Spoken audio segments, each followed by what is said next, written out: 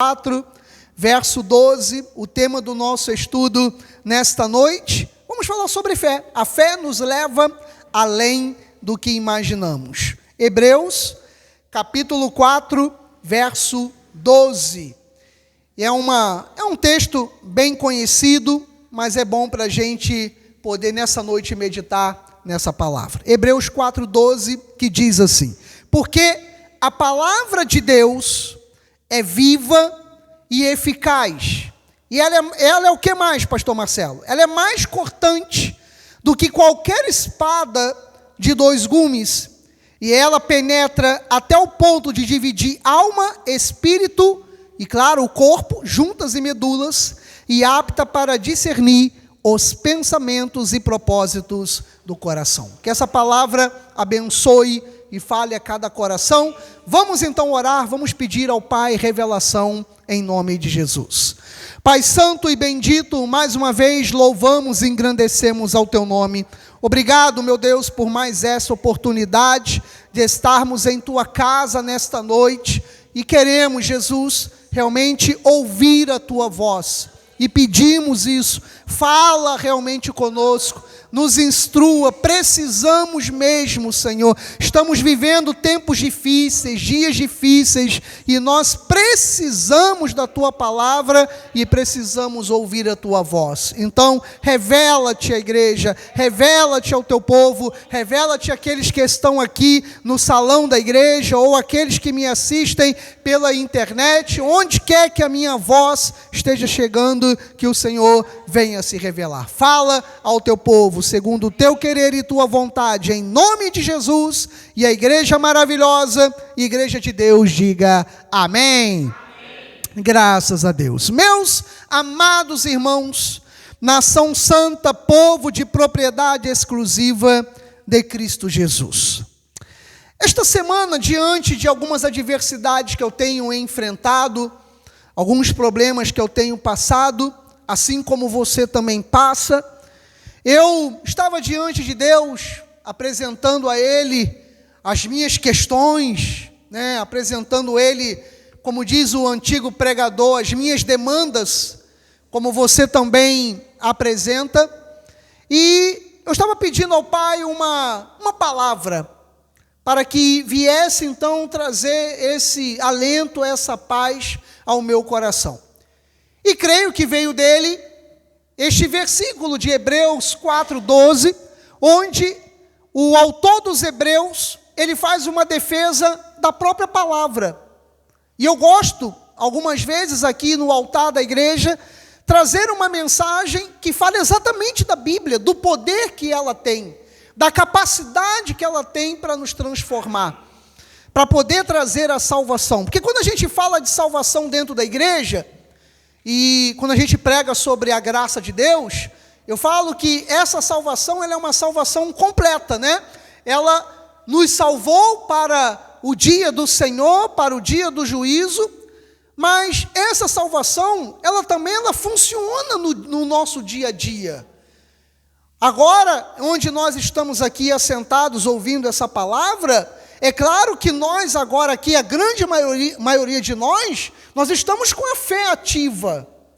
Nós estamos com a fé ali, pronta para realmente superar as dificuldades. Por isso que às vezes a gente ouve dizer que num determinado culto, Josimar, acontece de um pastor estar pregando ou estar orando, como a gente viu há 2 domingos atrás, aquela passagem do apóstolo Paulo, que ele estava pregando lá em Atos 14, lembra? Ele estava pregando, ele olhou para o paralítico e ele viu que havia nele fé para ser curado. E no meio da mensagem, ele apontou para o paralítico e mandou ele ficar de pé. E a Bíblia diz que ele deu um salto e ficou de pé. Por quê? Porque é isso que a palavra faz. Aqui pode acontecer entre nós, de estar um dia alguém paralítico, de estar alguém com uma enfermidade de morte, uma enfermidade terrível, e de repente a gente orar, ou através da palavra, a pessoa, ela ser curada. Pode ou não pode acontecer? Pode, Amém? Então pode acontecer. Mas essa salvação, aqui dentro, agora nesse momento, nós estamos bem ativos pela fé. Agora, e quando a gente está em casa? E quando a gente está no trabalho? Hoje, você pode até num momento difícil, chegar e pegar lá o seu celular e mandar uma mensagem para mim, através do WhatsApp, ou me ligar, beleza? E isso comigo ou com qualquer outro pastor. Mas alguns anos atrás, será que isso era possível? Quantos nas igrejas, alguns anos atrás, tinham a capacidade de pegar um telefone e ligar para o seu pastor durante a semana e pedir uma palavra? De repente, poucos. De repente, poucos. Então, o que motivou eles? O que levantou eles? Exatamente essa palavra. A palavra que nos separa, a palavra que abençoa, a palavra que restaura. Olha uma coisa que eu achei interessante, até mesmo quando eu estava meditando nesse versículo essa semana, e que às vezes a gente esquece. Por exemplo, o João Vitor, ele ainda há pouco falou a respeito de como a nossa vida era, quando a gente vivia ali na prática do pecado. Alguns de nós aqui podemos dizer assim: pastor, quando Cristo me transformou, olha, vou dizer uma coisa para o senhor, a minha vida era um erro só. Eu não estava nem aí para Deus, para as coisas de Deus, a minha vida, olha, se alguém espremesse a minha vida, saía sangue de tanta carne que realmente eu era. E aí, essa semana eu estava meditando nisso. Quantos de nós já cometemos coisas na nossa vida que, se realmente fosse verdade, que Deus passaria um filme nosso lá no dia do juízo para todo mundo ver? Imagina o nosso desespero. Não, Deus, não faça uma coisa dessa. Não é verdade, Viviane? Quantos de nós falaríamos isso? E pode ficar tranquilo que Deus não vai fazer isso, tá? Pode ficar tranquilo. Mas quantos de nós nos assustaríamos? Agora, para pensar. Hoje, eu e você temos uma vida transformada. Temos ou não temos? Temos. Gente, sabe quem é que fez isso? A palavra de Deus fez esse milagre na minha vida e na sua vida. Foi a palavra dele. Nós não estamos falando aqui, irmão Célio, nós não estamos falando de uma filosofia. Nós não estamos falando aqui de um grupo que se reúne para dividir experiências. Não tenho nada contra, pelo contrário, né? Alcoólicos Anônimos, Narcóticos Anônimos, eles fazem um trabalho maravilhoso, mas nós não estamos falando aqui apenas de um grupo num trabalho de apoio psicológico. Eu estou falando, na verdade, de uma palavra que mudou por completo a nossa essência. Transformou aquilo que seria uma vergonha, passando aqui nesse telão aqui, passando partes da minha vida ou passando partes da sua vida. Quem mudou isso foi exatamente essa palavra aqui.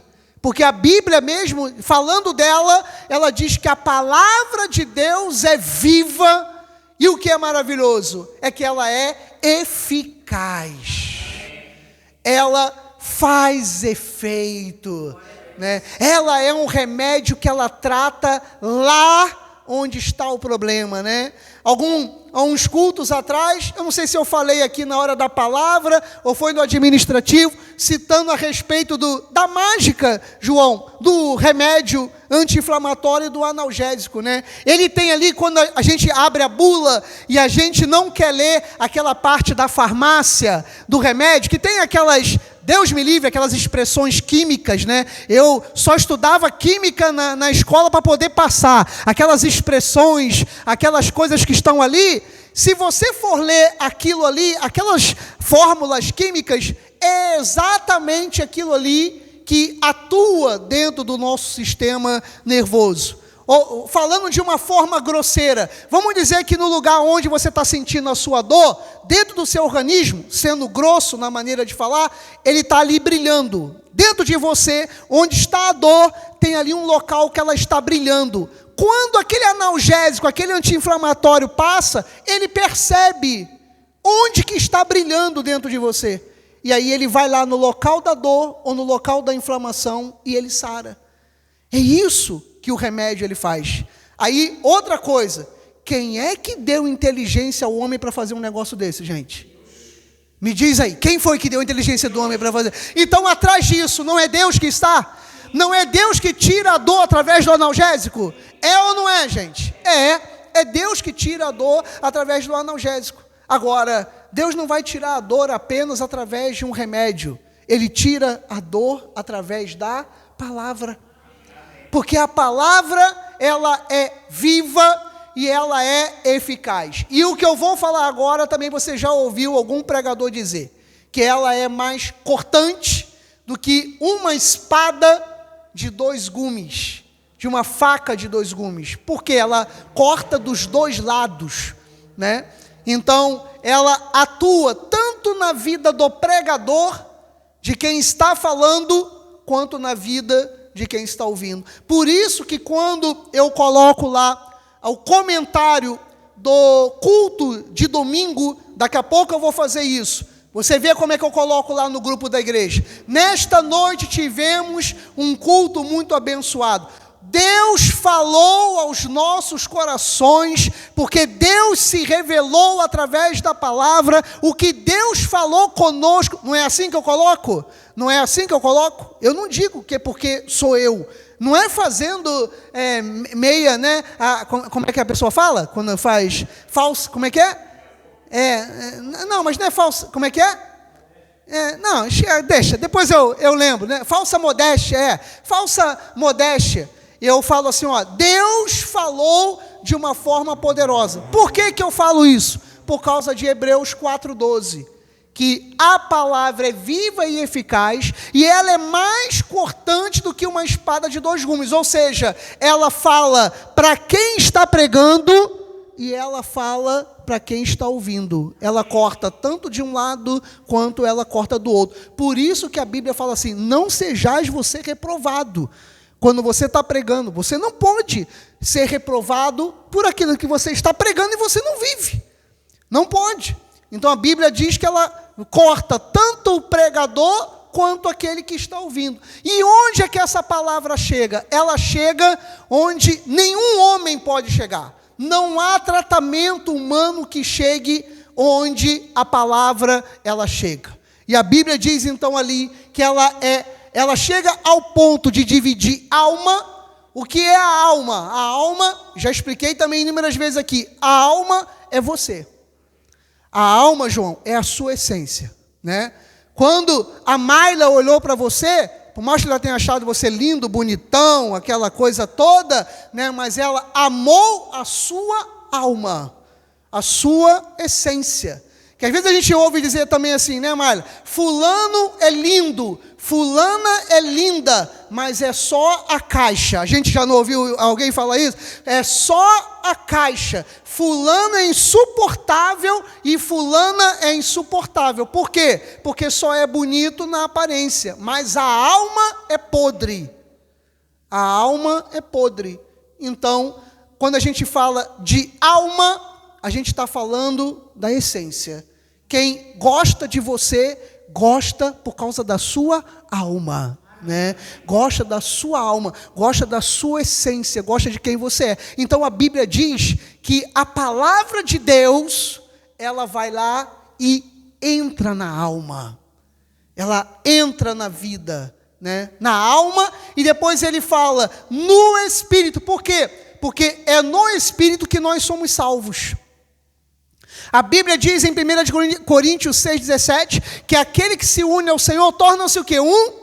Um espírito com Ele. Então a palavra, quando vem a salvação na minha vida e na sua vida, essa salvação, a palavra, ela vem no Espírito, ela nos batiza no Espírito. O que é que os nossos irmãos pentecostais acabam de uma forma errada na sua tradição fazendo? Eles falam que o batismo do Espírito Santo é o último ponto da sua vida espiritual com Deus, ou seja, você começa a frequentar a igreja, você passa pelo batismo das águas, você começa a ser discipulado, e chega um dia que você vai num culto de busca do poder, e ali você começa a falar em línguas, e ali você então é batizado no Espírito Santo. Efésios 1:13 diz que quando nós ouvimos a palavra da verdade, o evangelho da nossa salvação, nós fomos o quê? Selados com o Santo Espírito da promessa. Então, a Bíblia diz, ninguém pode dizer que Jesus Cristo é o Senhor se não for pelo Espírito. Ninguém pode dizer que Cristo é o Senhor da sua vida se não for pelo Espírito. Então, por que nós falamos que Jesus é o Senhor? Porque nós fomos selados, nós fomos batizados pelo Espírito Santo. Ainda que no momento você não fale em línguas, mas se a tua vida e a minha vida estão transformadas, é porque nós temos o Espírito Santo nas nossas vidas. Então, foi ali que nós fomos selados. Por quê? Porque a palavra, quando você estava lá dentro daquela igreja, ou dentro dessa aqui, e você ouviu a palavra e você disse: caramba, eu estou com vontade de voltar aqui na igreja domingo. Eu estou com vontade de ser crente. E agora eu quero ficar na igreja. Agora eu quero acertar a minha vida. Quem que fez isso? O próprio Deus. A palavra fez isso na sua vida. E aí, gente, chegou no momento em que eu quero chegar, né? Então, fazendo a redundância. Se Deus fez o maior milagre na minha vida e na tua vida, que foi nos transformar, que foi fazer a gente ter agora, né, o cuidado, ter agora essa devoção, ter o cuidado de seguir a sua palavra. O maior milagre foi Deus ter nos transformado. Você acha que agora Deus não vai operar no milagre, um milagre naquilo que você está querendo? Naquilo que eu estou querendo? Você acha que é por causa de R$1.000 que Deus não vai fazer um milagre na nossa vida? Com sinceridade, olha o que Deus fez na sua vida e olha o que Deus fez na minha vida. Você acha que é por causa de R$1.000? Você acha que é por causa mesmo de um remédio? Você acha mesmo que é por causa de um tratamento? Você acha que mesmo que é por causa de um valor de uma consulta, Viviane? Claro que não. Isso aí para Deus não é nada. Deus vai fazer muito mais. O maior milagre que Deus tinha que fazer foi transformar a minha vida e a tua vida. Foi essa palavra ter entrado na minha alma, ter entrado no meu espírito, ter entrado na tua alma, no teu espírito. Olha lá, e ela penetrou e ela cortou. Olha o que a palavra ela faz. E o que é maravilhoso ainda mais, ela também é apta para discernir os pensamentos e os propósitos do coração. Além de tudo isso, o que ela é para nós, Marcelo? Ela é um filtro. A palavra, ela funciona como um filtro. Já pegou ali a água e ferveu a água, se você não tem um filtro, e depois você deixa aquela água pingando ali num filtro, num pano e alguma coisa, você está vendo a água cristalina, e depois de um tempo, quando você passa lá, está o pano ou o filtro está amarelo. É exatamente isso que a palavra faz. A palavra nos filtra. Você viu hoje como em 5 minutos a palavra filtrou a palavra que o João trouxe aqui no altar? Ele não fez, ele não pulou, não botou a mão no ouvido, sacudiu para lá, para cá, não saiu pulando, batendo o pé. Em 5 minutos ele falou: gente, olha só, é isso, assim. E de repente você ou eu pode ter entrado aqui e falado assim: caramba, eu estou procurando para saber qual é o problema, e o problema pode ser isso. Pode ser uma falta de perdão, pode ser um orgulho, pode ser uma mentira que eu me acostumei, pode ser alguma coisa que você não está nem percebendo. Então o que a palavra fez? Ela filtrou, ela é apta para discernir os pensamentos e os propósitos do coração. E o que a palavra faz, pastor Marcelo?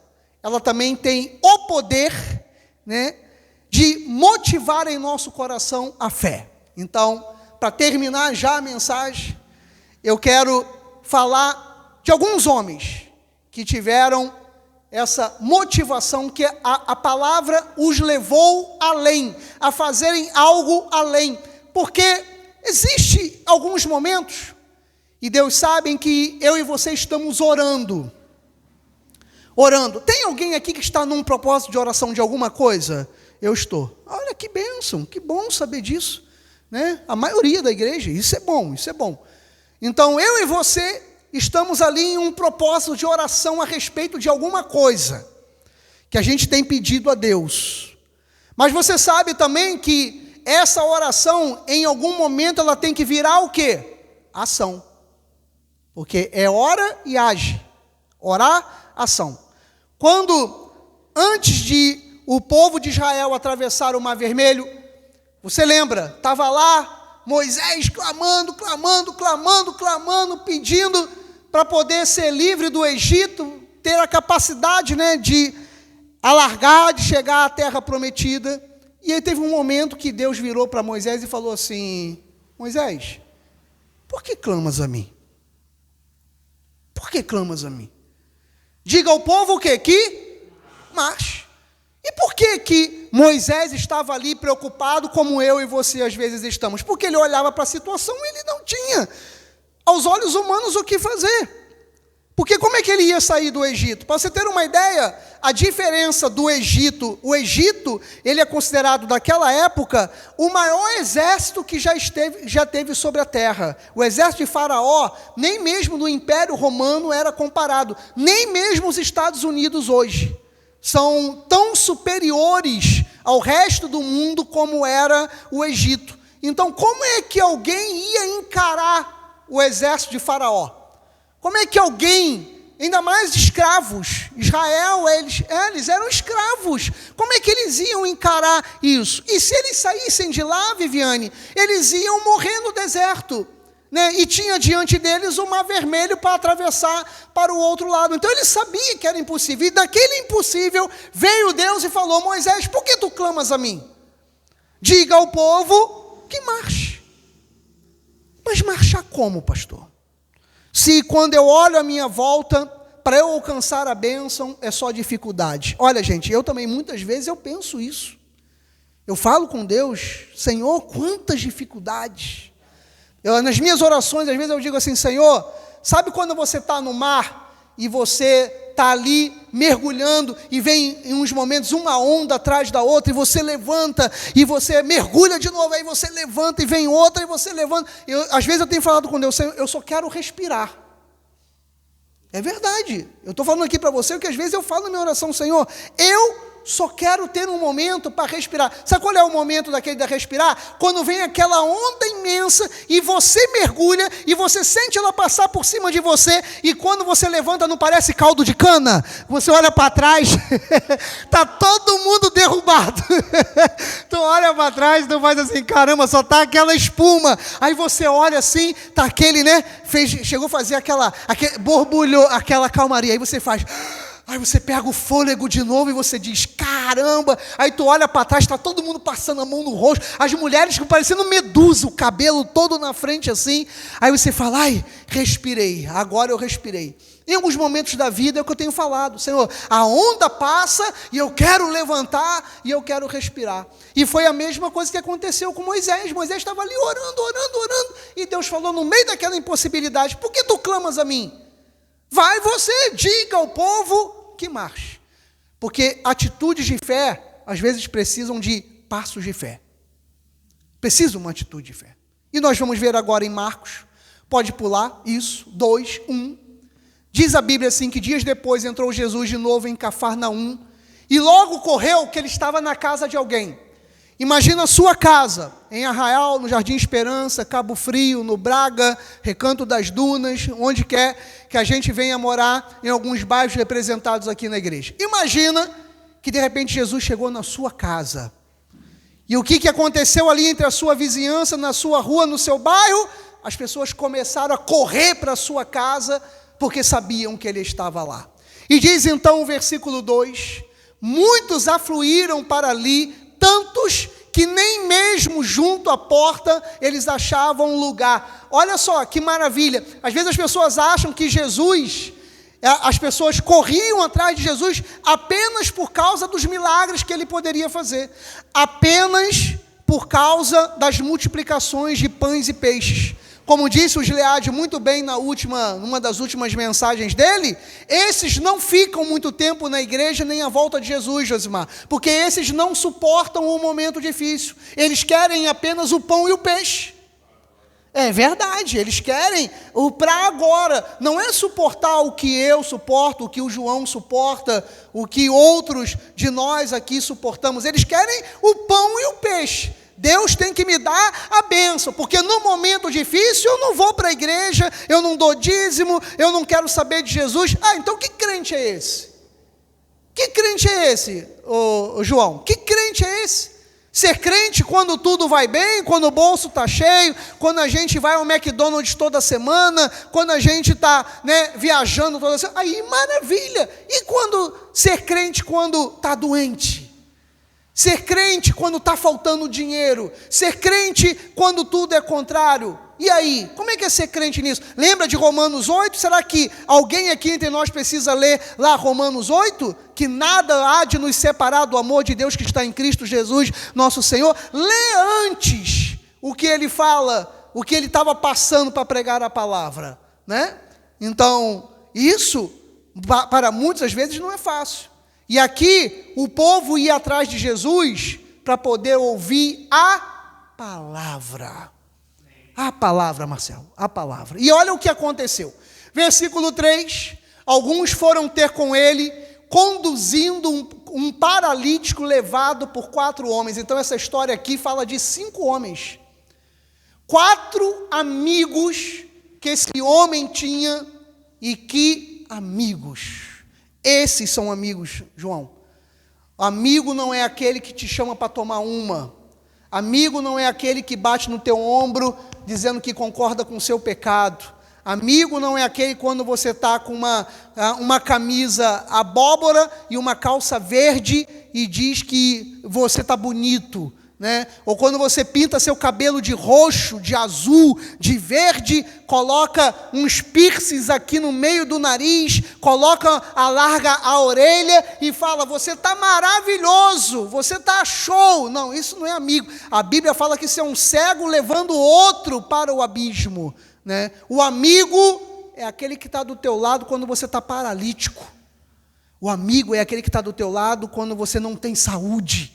O amigo é aquele que está do teu lado quando te manda uma palavra quando você precisa. É quando não é apenas te emprestam dinheiro, mas chega lá, toma aqui, não é preciso tirar selfie, que hoje eu estou te dando um dinheiro, não. É olha para um lado, olha para o outro, aqui irmão, é pouco, mas eu tô te ajudando. Esse é o amigo. Essa é a amiga, né? E aqui eles, Marcelo, tinham amigos. Ele tinha amigos, pelo menos 4 ele tinha, porque ele estava paralítico, mas 4 homens o levavam ali naquela maca. E diz o versículo 4, não podendo aproximar-se dele por causa da multidão, eles descobriram o eirado. Amados, quando alguém diz uma música aí, que quando alguém quer, faz o quê? Acontecer. Quando quer, faz acontecer. Você pode não ter hoje o dinheiro para montar o seu negócio, mas se você quer, você vai conseguir. Se vocês não estão em condições de casar aos olhos humanos nesse momento, como eu e ela também não tínhamos, nós vamos conseguir, vocês vão conseguir, porque quem quer faz acontecer. Quem tem fé encontra o buraco do telhado, gente. Quem tem fé encontra o buraco no telhado. Quem tem fé olha para cima e fala, tem uma multidão. Eu estou ouvindo a voz de Jesus, mas Jesus está longe. Eu estou ouvindo a voz dele, mas ele está longe. Está todo mundo aqui me impedindo de entrar. Se você está ouvindo a voz de Jesus, você tem que encontrar o buraco do telhado. Você tem que encontrar. E como eles encontraram, fizeram uma abertura e baixaram o leito em que jazia o doente, olha lá, em que estava morto. Porque a vida dele, mesmo ele respirando, ele estava morto. Ele estava morto, deitado naquele leito. Será que não passou na cabeça daquele enfermo que ele poderia morrer? Passou ou não passou? Passou, amado, na cabeça dele que ele poderia rolar daquele telhado. Ô Viviane, passou pela cabeça dele. Talvez esteja passando pela sua cabeça, se eu fizer isso, eu vou me arrebentar. Se eu fizer aquilo outro ali, eu vou me endividar. Se eu fizer isso aqui, a minha vida está acabada. Se eu fizer dessa forma aqui, eu vou rolar lá de cima. Você vai rolar se não for Deus a mandar. Agora, se Deus está mandando, coloca o pé, que Deus vai te ajudar. Deus está falando, diga ao meu povo que marche. Se Deus está falando, diga, sobe o telhado, nós vamos subir o telhado. Ainda nesse ano, nós vamos subir essa igreja no telhado. Eu estava falando agora com você a respeito de um trabalho na internet, né? Eu não sei como, mas nós vamos tomar conta dessa região dos lagos aqui com a palavra na internet. Nós vamos fazer, João, sabe por quê? Porque nós vamos subir ao telhado, nós vamos dar um basta à nossa maca, nós vamos dar um basta à dor, nós vamos dar um basta à doença. Sabe por quê? Porque nós estamos unidos. Eu quero ser um dos 4 ao seu lado, você tem que ser um dos 4 ao meu lado. Nós temos que carregar a cama uns dos outros, nós temos que chegar ao ponto onde Jesus está. e quando chegarmos no ponto onde Jesus está, pela fé nós vamos baixar a nossa maca. E diz então o versículo 5, vendo-lhes, não foi só a do doente, vendo-lhes a fé, Jesus disse para o paralítico, filho, os teus pecados estão perdoados. Por que Jesus fez isso? Porque muitas vezes as nossas doenças, os nossos problemas, eles são muito mais profundos do que aquilo que a gente está vendo. Cristo, ele tem o poder de ir além, de ir lá onde é a fonte, seja um pecado, seja um drama passado, seja um trauma, algo que alguém tenha feito na sua vida que de repente você nem lembra. Eu vi outro dia uma psicóloga comentando que grande parte das pessoas que não conseguem serem ninguém na vida foi que quando elas eram bebezinhas, elas sofreram violência. Ou seja, quem estava trocando, por exemplo, trocando a fralda. Aí trocando a fralda, por exemplo, trocando a fralda, aí um menino está lá com um bigulinho, ele vai e urina em cima de você. E sabe o que um pai e uma mãe faz? Vai lá e bate. Só que o bebê, ele não lembra disso, mas o trauma ficou lá dentro dele. Quantas vezes Gileade jogou mijo em cima da minha cara? Né? Ela ia trocar a fralda e vinha em cima. Imagina se eu ia bater nele. Vocês viram essa semana? Cara, aquilo ali, olha, gente, pelo amor de Deus, mesmo eu sendo pequenininho, o cara grande, mas é mesmo. Não foi revoltante, foi revoltante. Eu sei, o cara era grandão, cara, mas você vinha com uma pedra na rua, com um pedaço de pau, o cara chegou, deu uma pesada no meio da menina, no peito da menina, da criancinha, meu filho. Então, pode ser que ela não lembre, mas aquilo ali vai ficar marcado na vida dela. E existem pessoas hoje que não avançam na sua vida por causa dessas marcas. A marca de uma pesada no peito, a marca de uma dor que a pessoa sofreu ali. E o que Jesus ele faz? Jesus ele vai nesse profundo, Viviane. Ele vai lá onde foi a pesada no peito. E ele tem essa capacidade, então, de dizer, está perdoada a sua dor, está perdoado o seu trauma, está perdoado o seu pecado, está perdoado onde é a tua doença, está perdoado. O homem não entende. O que aconteceu depois, Gisele? Alguns dos escribas estavam assentados e começaram ali, no coração deles, a reclamar. Falando de Jesus, porque eles sabiam que só Deus poderia perdoar pecados, né? E estava dizendo no versículo 7, por que fala ele desse modo, isso é blasfêmia? Quem pode perdoar pecados, senão um só, que é Deus? Então, Jesus estava ali, ensinando através da dor daquele paralítico. Talvez o propósito que ele tenha na minha vida e na sua vida, é ensinar os que estão à nossa volta que ele tem a capacidade de operar milagres, e ele vai operar. Recebe o milagre de Deus aí na sua vida, naquilo que você precisa. Ele tem essa capacidade. Deus vai confundir aqueles que estão à nossa volta, vão dizer, caramba, você passou tudo isso para a gente poder ver Deus? Exatamente, diz o versículo 10, e ora para que saibais que o Filho do Homem tem sobre a terra autoridade para perdoar pecados. Então ele disse ao paralítico, verso 11, eu te mando, levanta-te, toma teu leito e vai para a tua casa. E a mesma coisa que Jesus está falando hoje para nós. Nós vamos sair daqui, vamos tomar o nosso leito, vamos voltar para a nossa casa, e aquilo que nós desejamos vai acontecer, meu amado. Vai acontecer. Vai para a sua casa com a sua vitória, diz o versículo 12. Então ele se levantou no mesmo instante, tomando o leito, retirou-se à vista de todos, a ponto de se admirarem todos e darem glória a Deus, dizendo, jamais vimos coisa assim. Agora você está entendendo por que a fama de Jesus correu tanto sobre a terra, que chegou até nós aqui em Cabo Frio? Olha por quê. que a fama dele correu tanto? Porque aquele povo nunca tinham visto nada assim. Nunca tinham visto nada igual. E vão dizer o mesmo da minha vida e da tua vida. Olha, eu nunca vi nada igual. Eu nunca vi Deus fazer algo com essa igreja como eu vi com outras. Eu nunca vi Deus operar um milagre sobrenatural como eu vi na sua vida. Deus vai fazer, meus amados. Deus vai fazer. Deus é maravilhoso. Deus é fiel. Ele honra a fé daqueles que creem nele. E aí eu faço aquela pergunta dos nossos irmãos pentecostais: a fé nessa igreja? Amém. A fé nessa igreja? Para que eles lá ouçam no vídeo: a fé nessa igreja? Amém. A fé na casa do Senhor, na igreja do Senhor, para Ele fazer muito mais do que pedimos ou pensamos, segundo o seu poder que opera em nós. Assim seja, assim disse o nosso Deus. Louve a Ele com alegria, ao nosso Deus, toda a glória